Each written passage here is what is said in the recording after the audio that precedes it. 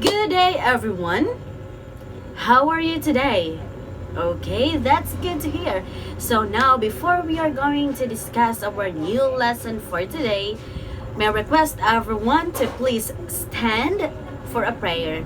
And Miss Joanne, will you please lead a prayer? Okay, let us pray. Okay, so before you will take your seat today, may I request again to pick up some pieces of papers under your chairs, and of course, please you arrange your chairs as well. Okay, thank you so much, students. Okay, now, so you may now take your seat and kindly get a 1/2 sheet of a paper and then write your name and of course the date of today, and that will serve as your attendance for today.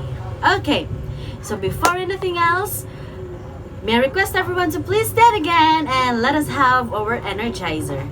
Okay, so I will let play a video here for an energizer, and of course you will participate this. Okay, is that okay with you?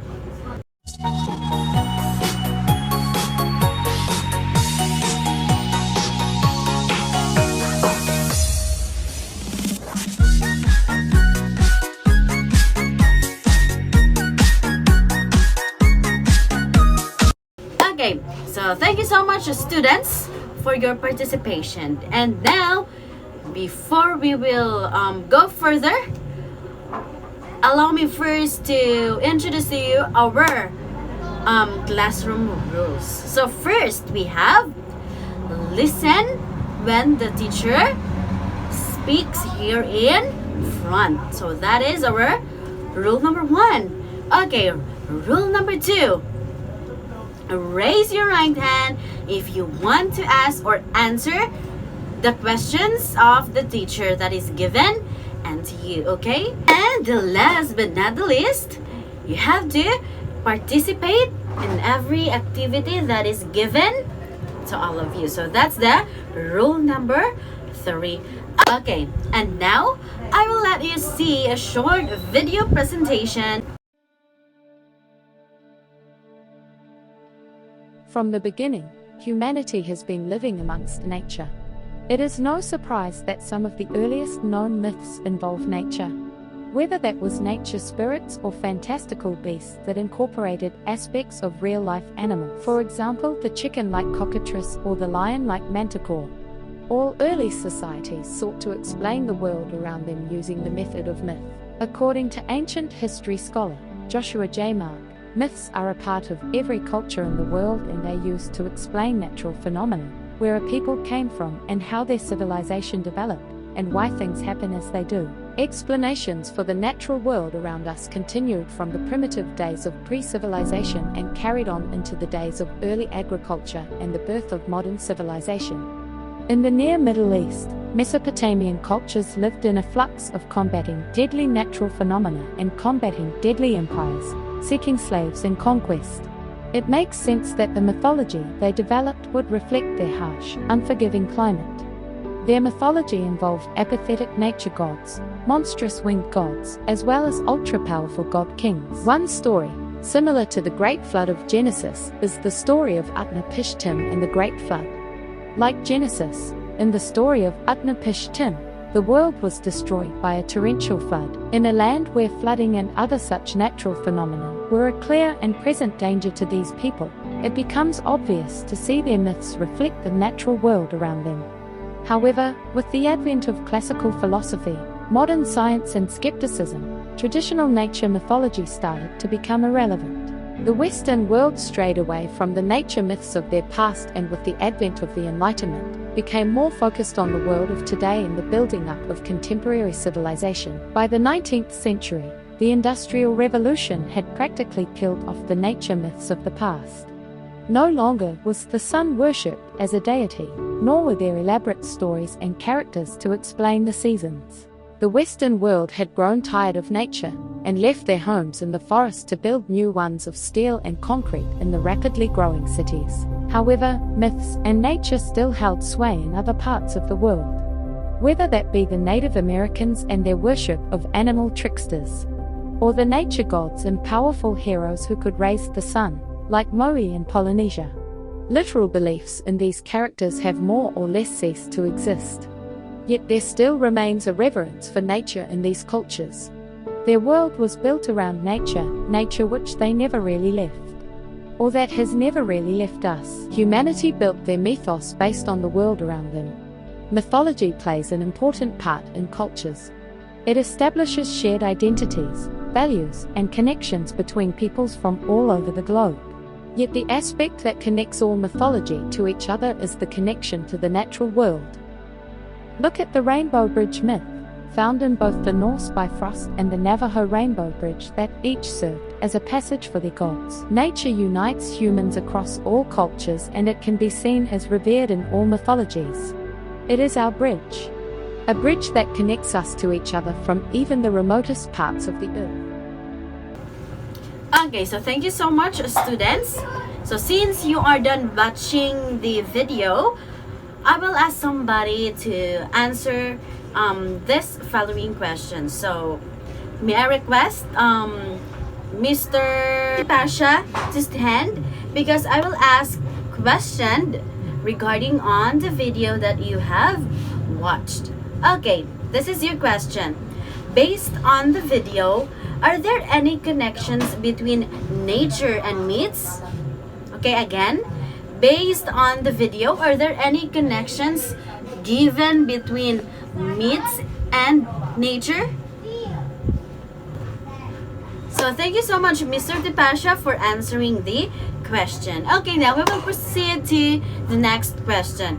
Miss Jalali, will you please stand, because I will ask question regarding on the video. So here is your question.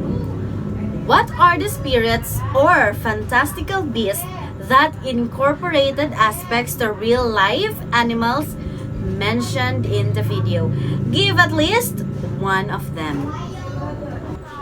Thank you so much, Miss Jalali. Okay, so may you now take your seat. Okay, so for the last question, may I request Miss Idolantes, Riolin Idolantes, to please stand. Okay, so this is your question. Based on the item number 1, if you will say yes, state a major point that would support your answer. If you will say no, you will still explain your answer. Okay, again, based on the item number 1, if you will say yes, state a major point that support your answer. If you will say no, you will still explain your answer. May I request everyone to please stand, because we will give them a perfect lap. 1, 2, 3, 1, 2, 3, perfect. Okay, so now, who among you here have an idea about our topic for today? Anyone? Anyone? Okay, so our topic for today is all about the role of nature in myths and folklore. So that is our topic for today. So before I will discuss it further, I will introduce first to you our objective. So first, state the connection between myths and nature. Second, analyze how natural phenomena are explained in myths. And the last is discuss the ecological and environmental messages found in the folklore. Okay, so those are our objectives. So now we will proceed now to our topic. So myths and nature have a profound connection that has been explored throughout human history. From ancient Greek gods to Native American legends, mythical narratives often incorporate aspects of natural world. Now we will talk about some points on the topic. So first, we have the roots of mythology. Origins of mythology can be traced back to the earliest human civilizations. As human beings, to develop language, and communication. They also started crafting stories that explain various phenomena in their natural world. So these myths often featured mythical creatures like dragons, griffins, and unicorns as a way of describing unfamiliar animals or natural occurrences. The second is the role of storytelling in myth making. So storytelling has been fundamental aspect of human society since ancient times. In many cultures, myths and legends were used to teach important lessons and explain natural phenomena. The power of imagination in storytelling allows for the creation of new worlds and experiences that can captivate an audience. So, narrative techniques also change with the developing of societies. Over time, stories have taken on various forms from written books to oral traditions. Is the interplay between myth and culture. Cultural interpretation is crucial as different societies may view the same creature or phenomenon differently, leading to divergent interpretations of certain myths. Myths are deeply intertwined with nature, often using natural elements like animals or weather patterns to convey deeper meanings about human experiences.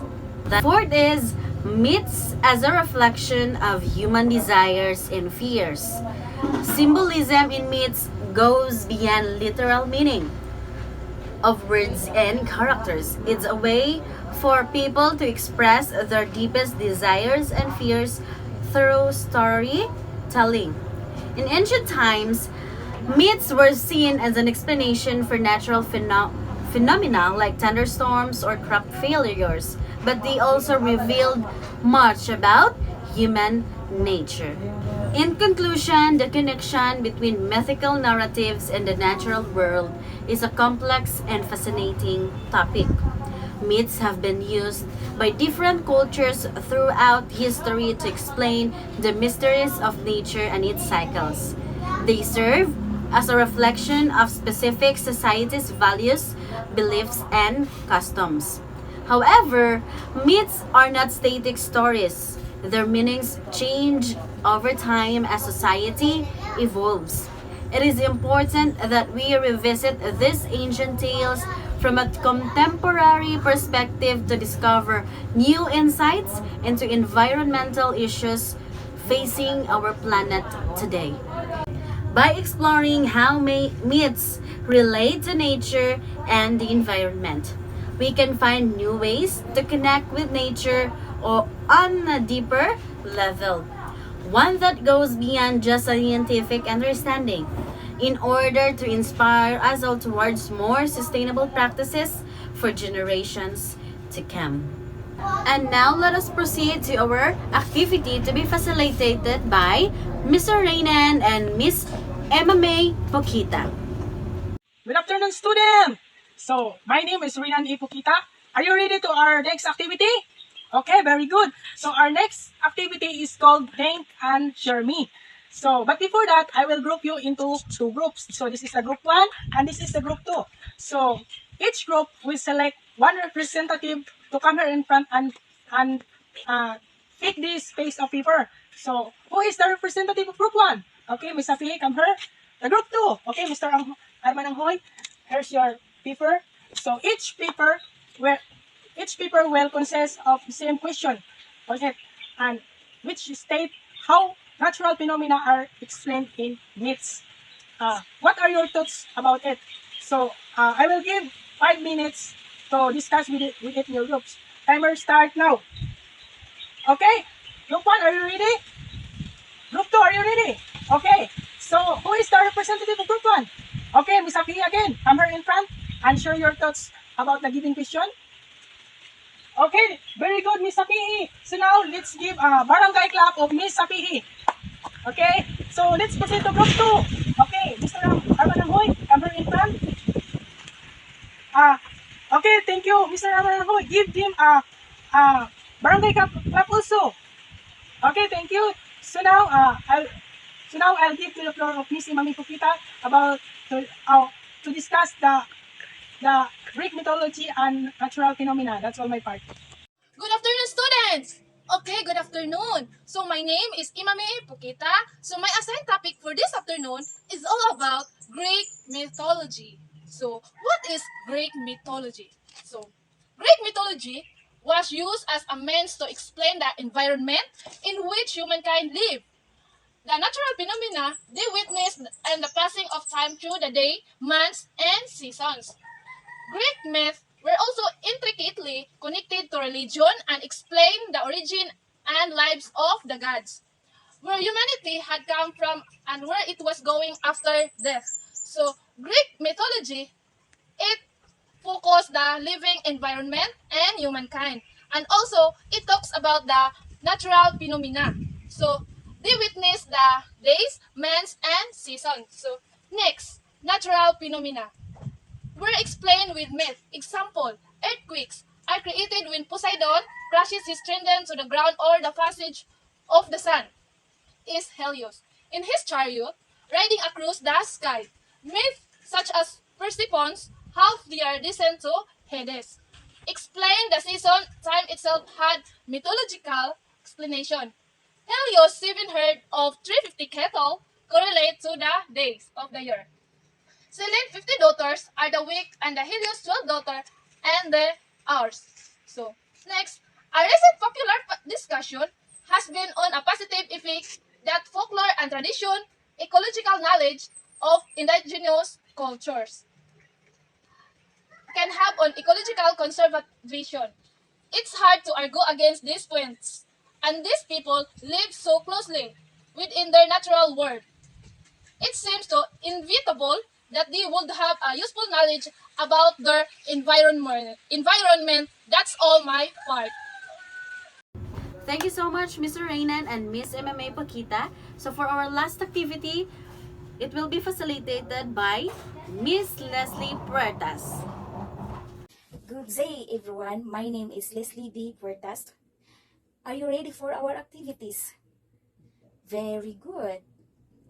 I will divide you into two groups, Group 1 and Group 2. I will be the one to choose a representative in each group. An envelope inside to pick an envelope inside the box. Inside the envelope, there is a piece of paper containing questions on it showing the ecological and environmental message found in folklore. I will give you 2 minutes more to answer. Thank you so much, Miss Leslie. And now for our evaluation, kindly get a 1/4 sheet of a paper, and all you have to do is to write true if the statement is correct and write false if the statement is wrong. And after you will answer the activity or no, the evaluation, for your assignment. And for your assignment, in a 1/2 sheet of a paper, give your insights or ideas about the role of nature in myths and folklore. So that would be all, students. Thank you so much for your participation and of course for your cooperation. And that would be all. Thank you and God bless us all.